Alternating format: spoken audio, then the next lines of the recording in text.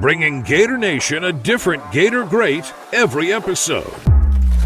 This is Jabari Gaffney. You're listening to the All for the Gators podcast. Hey, I'm Earl Everett. You're not a Gator, you're Gator bait. This is Bo Carroll. Hey, I'm Rita Anthony. This is Pt.1 Ratliff, and you are listening to All for the Gators podcast. This is Ceatric Facing, a.k.a. C4. This is Brandon James. This is Jack Jackson. Go Gators. Hi, this is your boy Jeremy Mincy, a.k.a. Mr. Mintz, and we were the All for the Gators podcast. This is Ben Trooper. You listening to the All for the Gators podcast. Hey, guys, this is Jarvis Moss. Go Gators. You rocking with Lito Shepherd, and we're All for the Gators podcast, man. Top notch. This is Chris Doring, and you're listening to the All for the Gators podcast.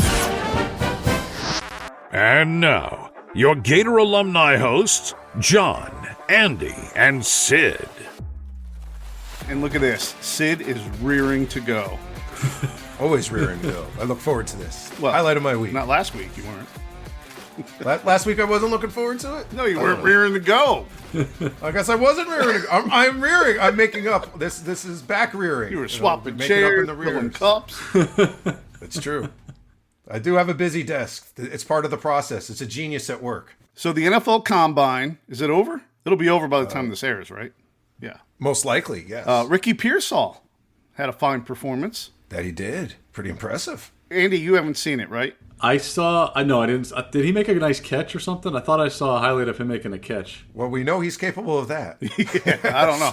I'm talking about the Combine stuff, like the 40, and so you don't know what he ran. I do not. No. Hit us. What'd he get? Take a guess. Well, I know the record was broken, but it wasn't by him. That I did see. One guy broke the record for fastest time, and I thought, well, if Al Davis was still alive, you'd know where he'd go. That's right. To the Raiders, right. No, I thought Bo Jackson ran like a 4.1. Or is that unofficial? Unless it was for receivers. I don't think so. ESPN was talking about it. They were saying how he broke the record. And he ran it the second time. That's why they were re-showing it. Xavier Worthy, yeah, Texas wide receiver, ran a 4.21.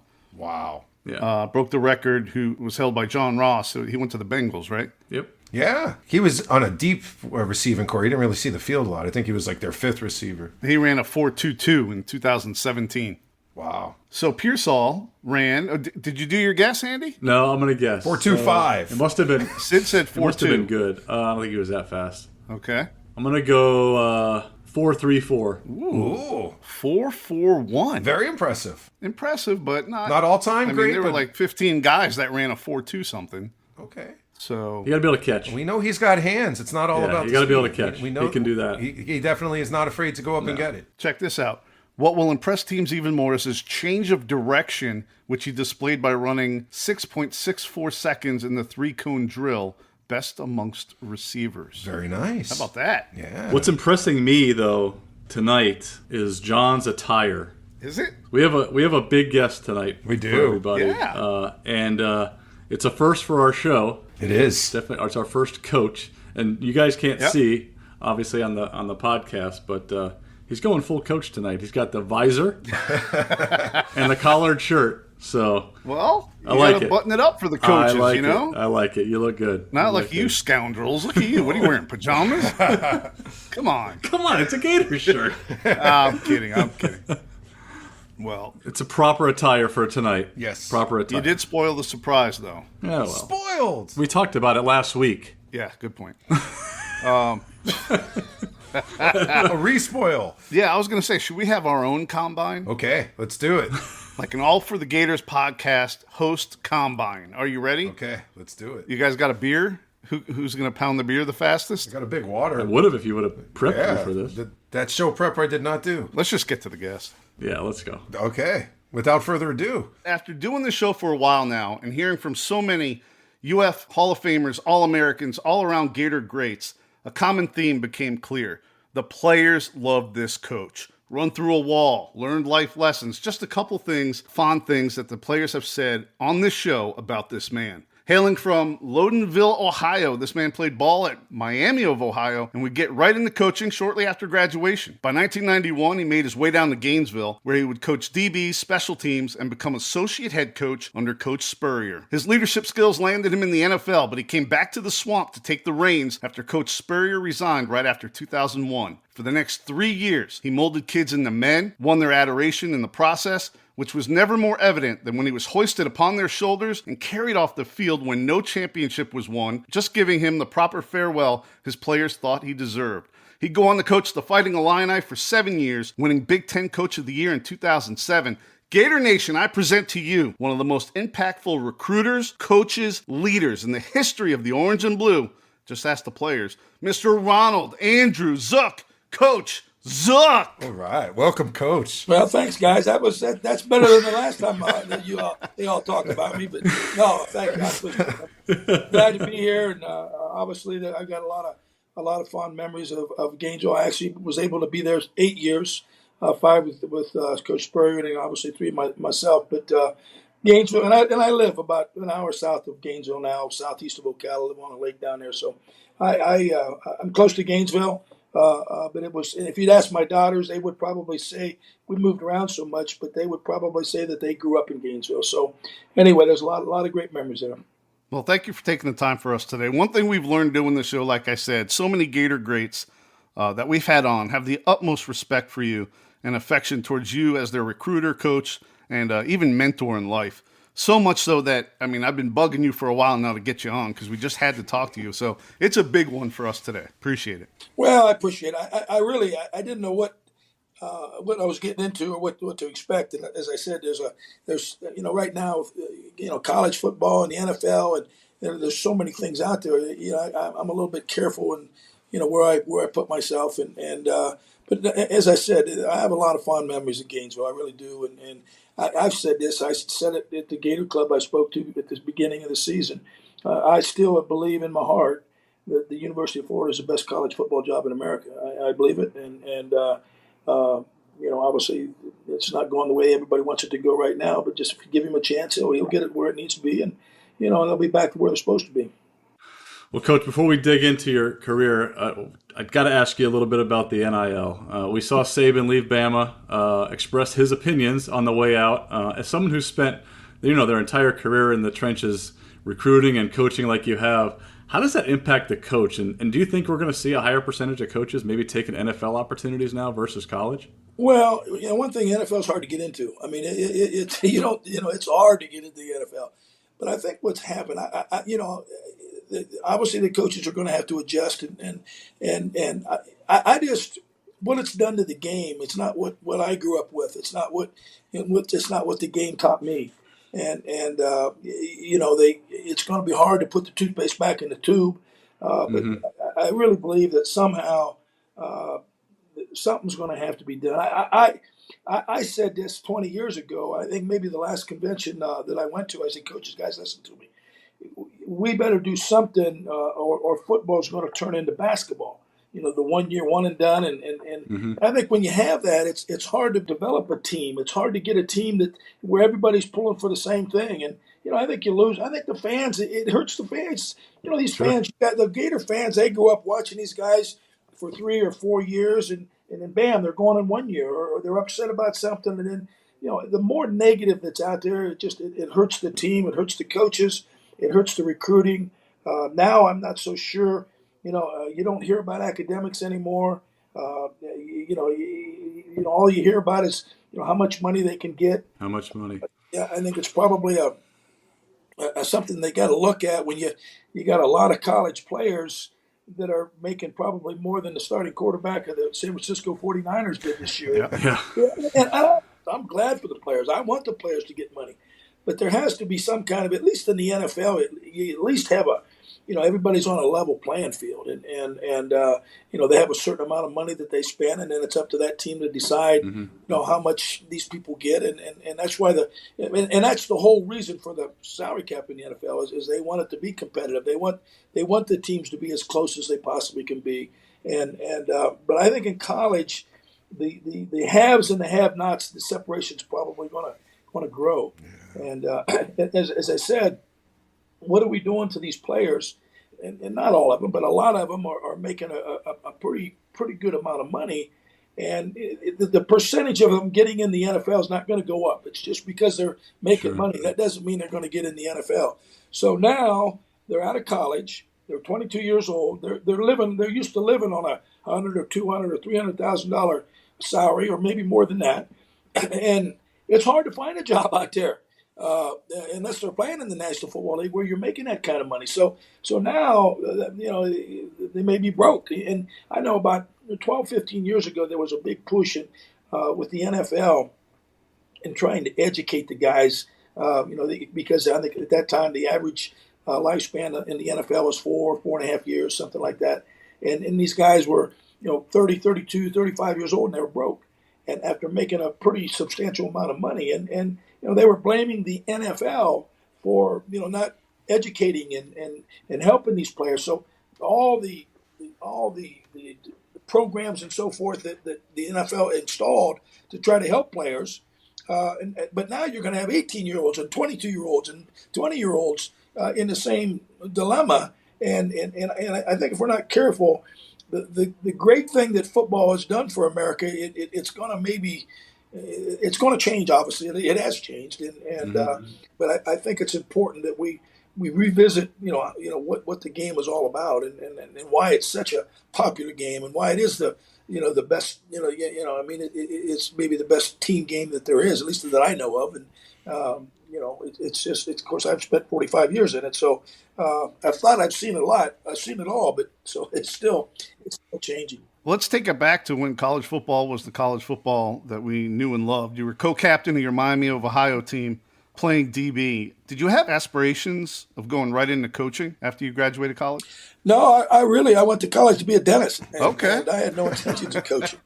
But I had to try out with the Broncos, and when I got cut, I'm coming back, and my advisor had told me, Dr. Griffith, I remember him, and he was making me take these education courses, and I said, Dr. Griffith, I don't want to take this stuff. He said, just shut up and take them. So I did, so when I was done playing, I thought, I'm really not ready to give up this game.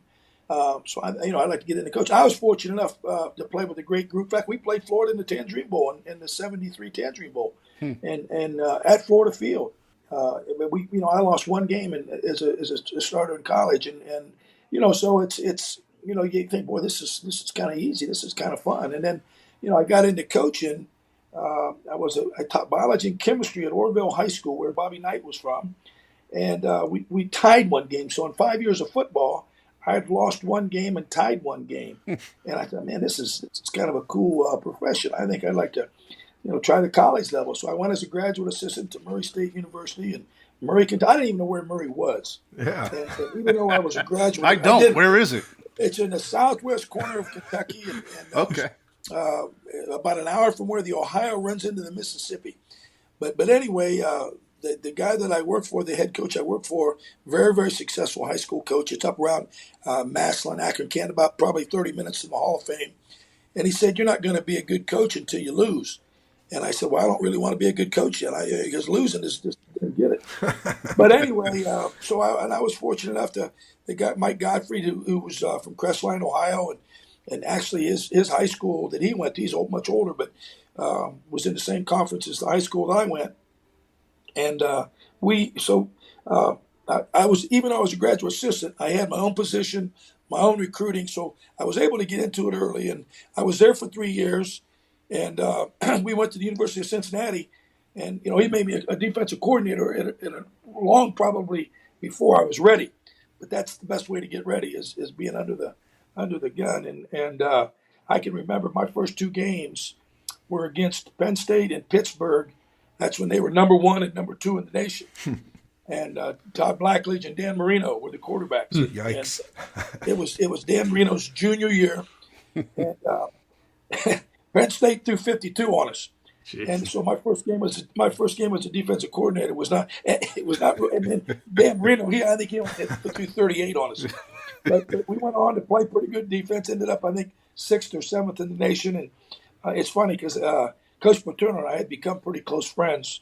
In fact, I was really close to him on his Nike trips. We'd sit around, people would be out playing golf, and we'd be talking. I just did get him tell me stories, and the stories of the players and the people that, what he had done for the game. And then when I was at Illinois, we'd be in a Big Ten in the head coaches meetings, and I'd always be bumping him under the table to speak up because, when he spoke, people listened. Mm-hmm. Everybody listened.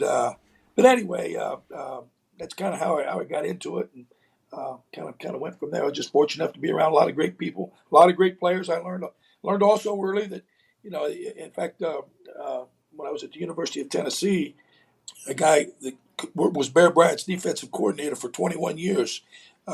He used to always say, Ron, it's better to be known as a bad coach with good players than a good coach with bad players. and it's kind of funny. I listen. There's so many. I'm kind of away from it a little bit in terms of a lot of young coaches, but you listen to some of these coaches talk, and they think it's about the coaches. Let me tell you, it ain't about the coaches. It's about the players. And all you got to do is the players. It's a players' game. They're the ones that are going to decide. Now, as a coach, you got to get them on the right track, and you got to try to develop a team and all those things, and obviously have the systems. But it doesn't matter. It's the players. And I mean, all you got to do is look at the NFL now. I mean, the teams that have quarterbacks, they got a chance to win it. Mm-hmm. The teams that don't, they're not. And injuries and all those things that you have no control over. But it's about the players, and any coach that, in my opinion, that thinks it's about, I've been around them guys that you give them a box of chalk and they turn it to dust.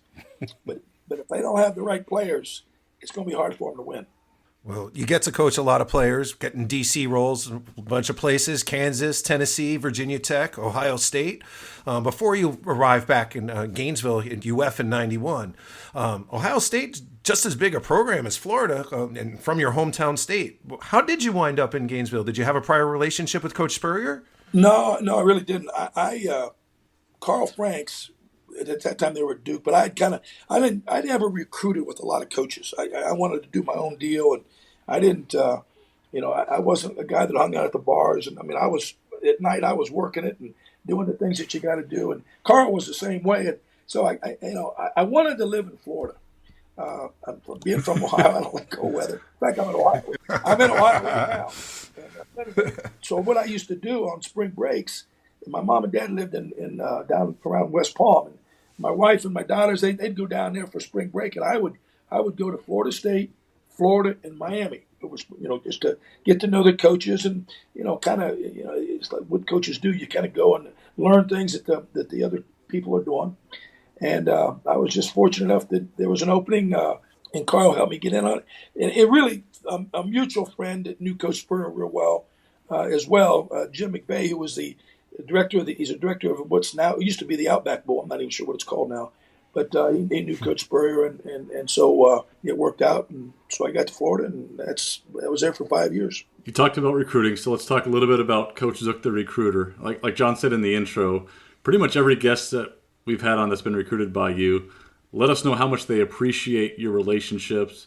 Even saying you still, to this day, talk to some of their parents. So what went into your recruiting strategy? What made you such an effective recruiter? Well, first of all, it's not a strategy.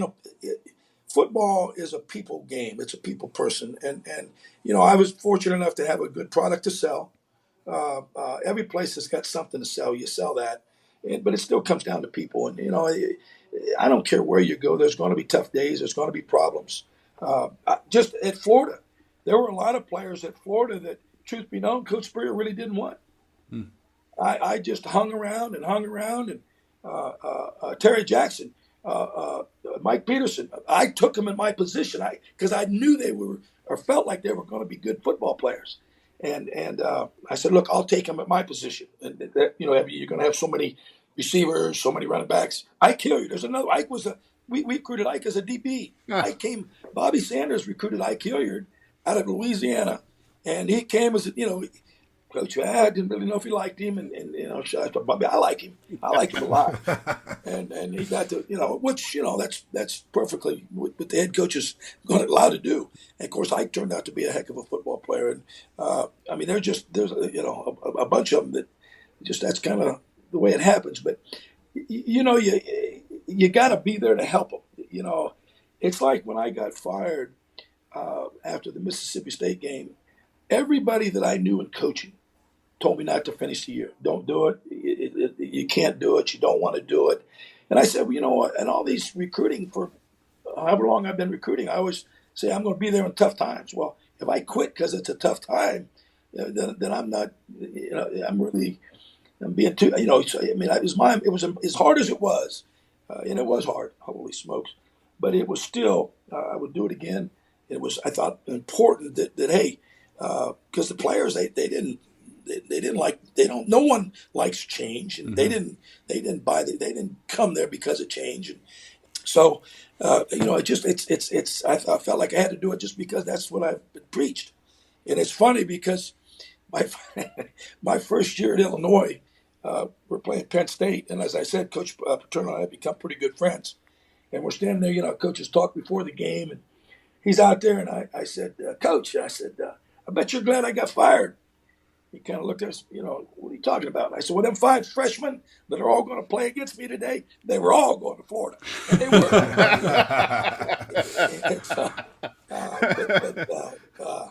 I think recruiting is, once again, it's those 11 or 12 or 13 days, they're easy. It's them other 350, 51, 52 days that are hard. And you got to be there for them. And, and it's tough love. Sometimes they say, well, you're a players coach. I was as hard on players as anybody and demanding. But I did it in a way where, they knew I cared about them. And I think that's what's important. And it's just, it kind of gets hard sometimes. And, but it's a tough way to go. And that's what, like with the portal that's going on now, I don't know that I've ever been around a freshman that into that first semester didn't want to quit or didn't want to go home. I mean, it's just, they're not, they've never worked that hard. They've never been held their note to the grinds. Every day's, Groundhog Day, the school, the football, the pressure of academics. Mm-hmm. So they all want to leave. Well, now they can. C4, Theatric Facing. I'm sure you guys have probably talked to C4. Yep, we have. We're getting ready to play LSU his sophomore year, and he comes in my office and he's going to quit. And I just kind of real nonchalantly, I got up and I closed the door and I looked at him. And I said, "Well, then one of us is not going to walk out of here." And C4 is just a great kid. I mean, I love him to death. And he kind of looked at me because he wasn't sure if I was serious or not. I always see he'd be like a hard dog. But he goes, so that week we play LSU, he goes and rambles off 186 yards against LSU. That was the year they won the national championship. So, it's you got to be there. You got to be able to help guys through the tough times. And sometimes what happens is coaches get so wrapped up in their next job or what it looks like, or as I said, it's still about the players. It's about the players, and if you don't have good players, I don't care who you are, you're not going to be successful.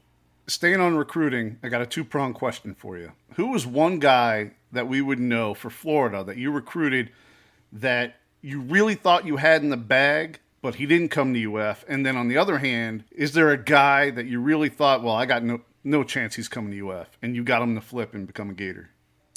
Well, let me say this. I never lost a mama. I learned that from Coach Bowden. I knew how Coach Bowden recruited. And when I first went to Florida in 91, I had to Jacksonville, of course, Alachua County, all that, Marion County. And so, I was going against Jim Gladden, who's been a great recruiter, and Brad Scott, Coach Bowden. First thing I did is I learned how they recruited, because I was not going to get, I'd go sit on the floor with them, and just like Coach Bowden used to do. And as I said, I can't tell you the number of mothers that have said, we really want him to come there, but it's his decision. And so I don't think I ever lost a mother, but I did lose some players. And, that's going to happen. There's a couple kids that I can't remember. Who was the defensive back's name at Florida State? He was coming to Florida. Who? Leroy Butler?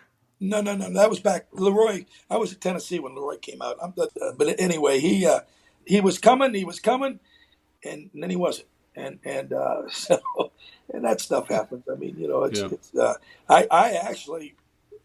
at the University of Cincinnati, and I'm recruiting this kid out of Raines High School in Jacksonville. And this would have been 81, 82.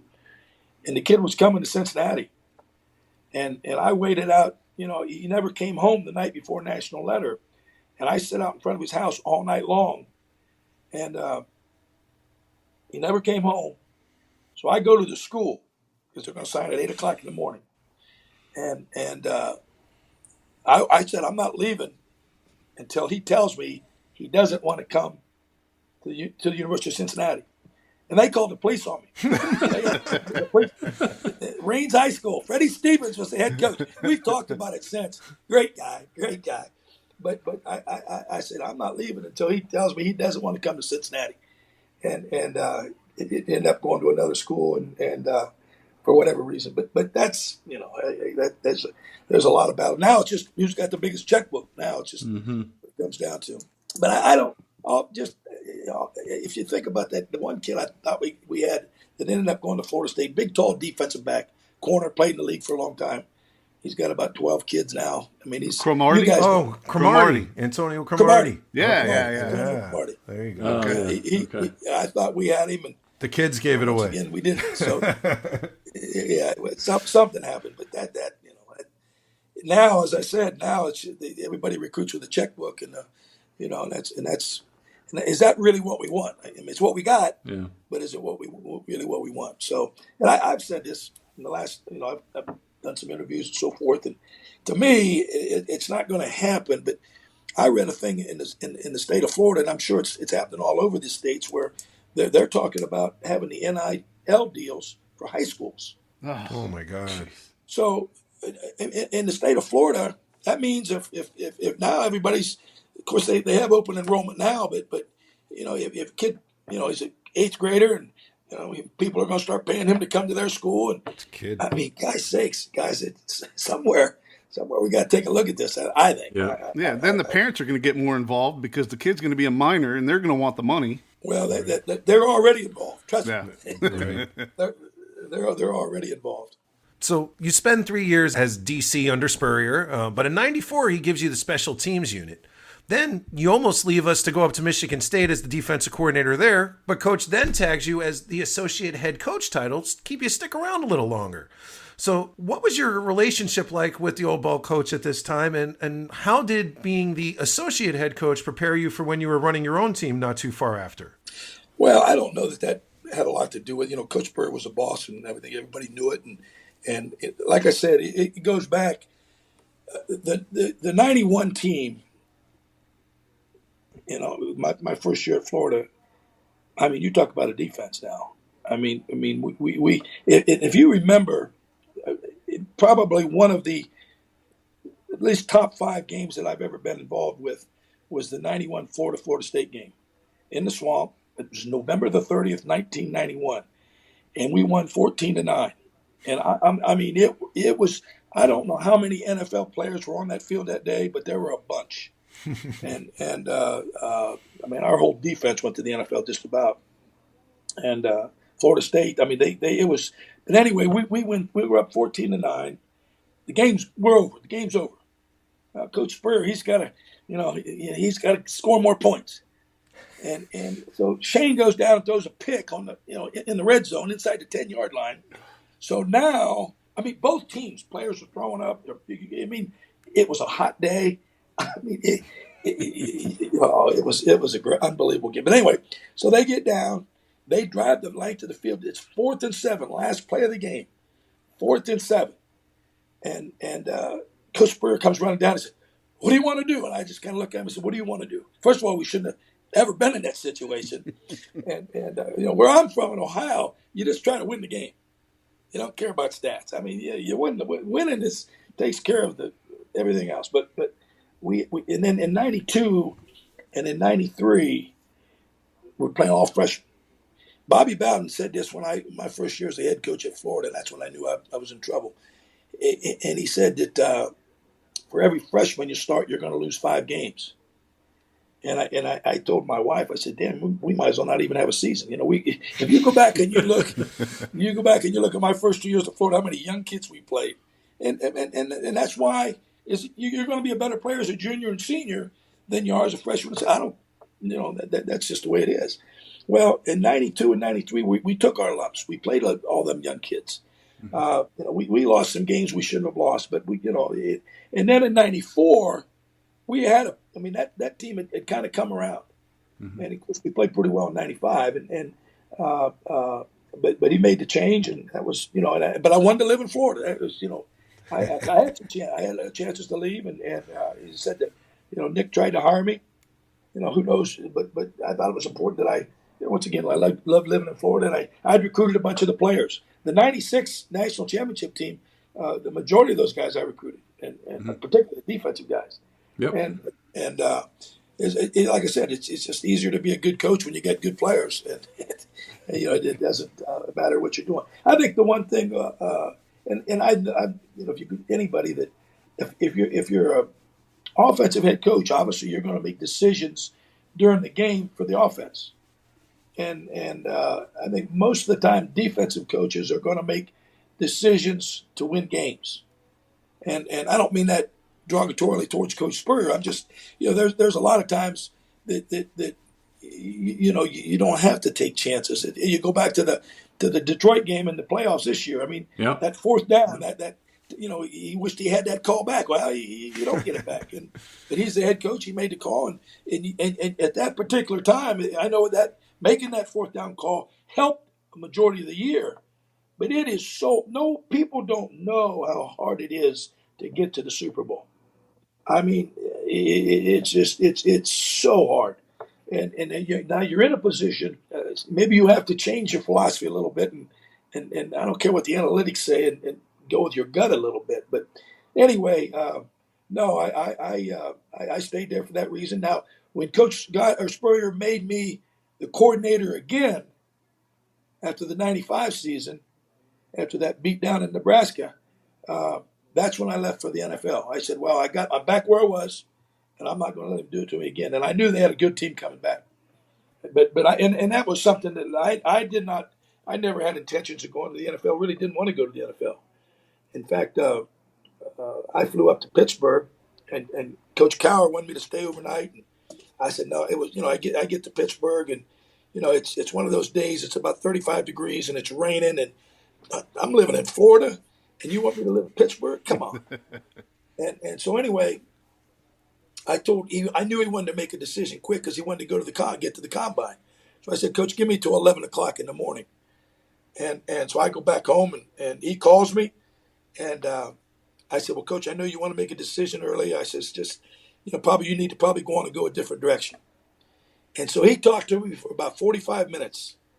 And when I hung up, I knew I had to go to the Steelers, but I didn't know how I was going to talk myself into it, and not to mention my wife and two daughters.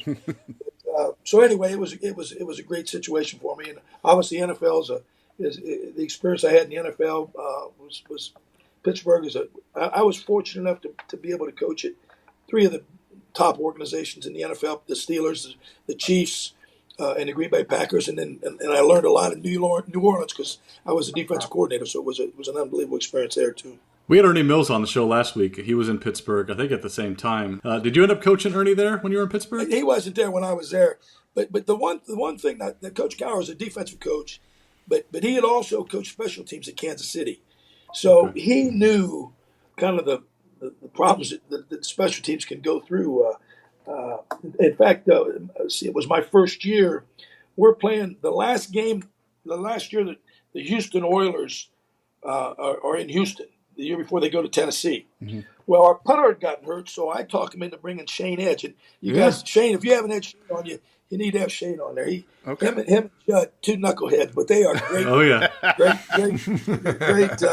They got away with more crap than anybody. But anyway, so I bring Shane in to punt, right? And because I knew Shane, and I knew he could do what we needed to do, and so we're in the heat of the battle, and I go down to Coach Cowher, and I said, Coach, what about taking a safety? And I don't remember what the score was. And Coach says, yeah, great idea. And so we go in there, and Shane to take a safety, and Shane dances around. He steps out of bounds. And Chris Dishman, a DB for Houston, who I ended up coaching at Kansas City, anyway, pushes him. Well, Shane pushes him back. They get in a fight. They get thrown out of the game. Both of them. So now I've made a suggestion to take a safety, and my punter who I brought in, it's thrown out of the game. And so, and you can't use a tee. So now we got to kick off, and somebody's got to hold the ball because you can't use a tee on a kickoff after a safety. And I'm thinking, man, I'm going to get. And they're saying, well, Shane's not going to make any money. He's going to get, his fine's going to be more than he's going to make it. The heck with Shane? What about me? But anyway, we laugh about that. But it was a funny deal. But anyway, going back, I kind of rambled on there. But the NFL was a great experience. It still comes down to players. Coaching players. And, I enjoyed both college and the NFL. And I was in the XFL last year. Shoot, I was a defense coordinator. We had a great time, man. Seattle, right? With the Seattle franchise. And we had the same Jim Haslett was the head coach. The same guy was the head coach in New Orleans when I was there. And Randy Mueller was our GM, just like New Orleans. So we ran it just like the NFL. But it was a good deal. But once again, it comes back to money. And Seattle's a long way out there when you start busting teams out there or flying teams out there. So there's no Seattle team in this new combined Not league? this year. They took four from each league. They're actually I'd be practicing right now. They started, I think they're probably in their 5th or 6th day of practice. Now they say they're going to bring us back. They said we were going to have a team this year, but it didn't work out that way. So anyway, that's the game. All right, let's talk about after 2001's Orange Bowl. Spurrier resigns to go to try his hand in the NFL. We know AD then, Jeremy Foley, was looking at, he had Mike Shanahan, former Gator coach, on his radar. He was in Denver. He had Bob Stoops on his radar. He was in Oklahoma, and those guys decided to stay put. How did you get in the mix, and what was the process to get you to take the head coach job there? Well, I remember we were getting ready to play the 49ers, and it must have been a Friday because we were on third down and it was third down, short yardage and goal line practicing. And one of the guys comes out and said, "Hey, your boy just resigned." I said, "What are you talking about?" That's good, Coach Spurrier. I said, "Get out of here." So anyway, Foley called me, and I had known, obviously, I was here in 91 before, and I think it was 92 when Jeremy actually, Coach Orangeburger was the AD that hired Spurrier, and then and Jeremy was the associate AD or whatever, and then he took over, I think, in 92. So, I mean, I was here with Jeremy in that period of time, and so, they came to New Orleans to interview me, and it's not. I knew better than to take the job after Steve Spurrier. But what are you going to do? Say no? I'll take it the next time. Now, what I didn't know is the shape that the team was in, and I didn't know, and I'm not. We weren't as loaded with players as they were when I left, and so anyway. Dr. Young, who was the president, and, that's what I was kind of joking with you earlier. They started that fireronzook.com before I landed in Gainesville. Wow. And it's hard when you have that much negative. My wife used to pay everything in cash because she didn't want to show them a credit card. She didn't want anybody to know her name. Oh man. And it was hard ball there, but we kept going, and we hit recruiting hard. But anyway, the day after I got the job. Dr. Young, who was the interim president, he had been the president at UCLA when Gene Bartow took over from John Wooden, and so he was trying to tell me what was going to happen. And I said, well, Coach Dr. Young, what do you suggest? He says, Ron, don't change.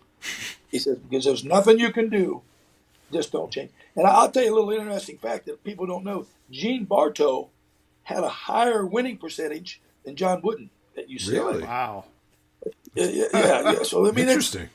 It's all it's all relative. But once again, and then people start talking and they don't really know what they're talking about, and then the next person just repeats the same thing that they hear, and if you go back to the 3 year plus. We got Miami on the schedule the first 2 years. The first year they're number one in the nation. Right out of the gate. Second year we got them number 2 in there. And really, we had a chance to win the second year. But in fact the first pro day, Jim Haslett, as I said, was the head coach at New Orleans. I just left, and they were down at Miami's pro day, And he calls me, and we're out practice and not practice, but the kids are working out in the swamp. And he says, man, you're going to get murdered. You have no chance against this team. He was just watching Miami's pro day. They had 6 first-round draft choices from West Palm Beach South. Yep. And I told our coaches, we're going to the bottom, boys, because we got it. And we really put a dent in the recruiting. Red Anderson did a great job down there. He was from down there and did a great job recruiting down there.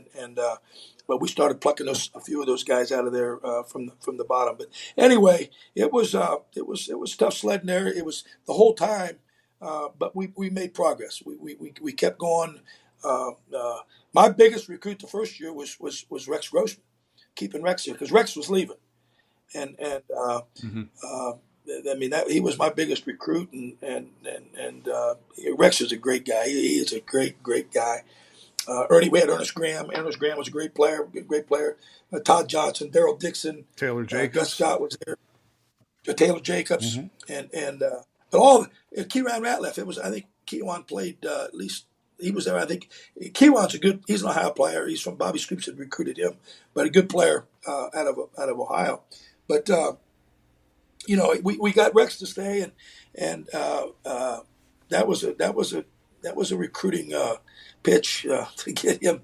That was, as I said, because he kind of knew the lay of the land, and he kind of knew what was coming back, and he knew what was coming, what was ahead on the schedule. But it was a good deal, and it worked out for him. I tell you a little story that probably the one team, while both Mississippi teams, it seems to always cause Coach Spurrier and myself issues. But we're getting ready to play Ole Miss the first year, and we're staying in Memphis, and I can tell something's wrong with Rex. He's in the jar, and he's sitting beside me on the bus because we had stayed in Memphis going down to Ole Miss. And I said, what the heck's wrong with you? And come to find out, his girlfriend, who's now his wife, and she had broke up with him. Oh. and Rex, now Rex was the coolest guy. I mean, he had more women than he had to beat them off. He just she had broken up with him, and he was a mess. And I'm thinking, my gosh, here we are. And he actually threw 2 picks that game. And really, we still got the game stolen from us, in my opinion. I mean, we had a lineman downfield call, a touchdown call back. But anyway, so I'm doing an interview in Chicago when I'm the head coach of Illinois, and Rex is playing for the Bears. And we're in downtown Chicago, and we're in this TV studio down there, and his wife's down there with him. And I go up to her and I said, I really don't like you. And she kind of looked at me. And of course I was kidding. I said, you cost me a game. You had Rex so screwed up. But anyway, it was a fun one. But going back to what as I said, what are you going to do? Tell Joe, I knew it's not the right thing to do, but what are you going to do? Tell him no. An opportunity to coach, and as I've said it, I said it before. I'm saying it now. It's the best job in college football, and obviously they have a lot more things going right now. They got facilities. When I was there, we were probably, and you can ask anybody that was there. If you talk about facilities, we were probably 8th or 9th in the SEC. In facilities, but I can remember talking to Jeremy about an indoor, and we don't need an indoor. This is Florida. Well, I can't tell you how many times because all the thunderstorms come up. Yep. Well, we're practicing over there in the parking garage. I mean, and then you got to wait 20 minutes or 30 minutes after a lightning strike. And so, but no, it's still the things that it has to offer. Obviously, academics is unbelievable, and so it's a great school, but you do the best you can, and that's all you can do. And I said we brought a bunch of really good players in there that I'm sure have fond memories of the University of Florida. Was there something specific that you remember that you said to Rex to finally get him to make the decision to stay? I don't know whether it was one thing in specific. I was relentless, though. Okay. I knew we had to have a quarterback. Yeah. And obviously the next year we ended up, after the 4th game, after the Tennessee game, playing a true freshman. So, and that doesn't mean, I think for our offense, and it doesn't,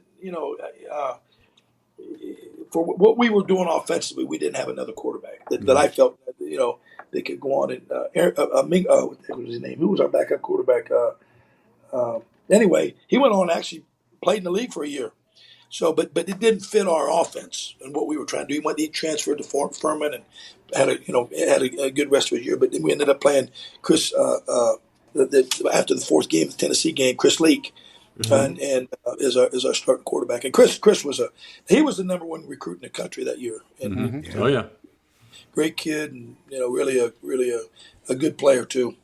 All right, that was Coach Zook talking about what weapons he still had on offense and who his number one recruit was, Rex Grossman, to come back and stay for his senior year after the biggest Heisman snub in the history of the Heisman. I'm John Spano, lead host and producer of the All for the Gators podcast. Look out for part 2 of our conversation with Coach Zook to drop next Monday, March 18th. Until then, go Gators.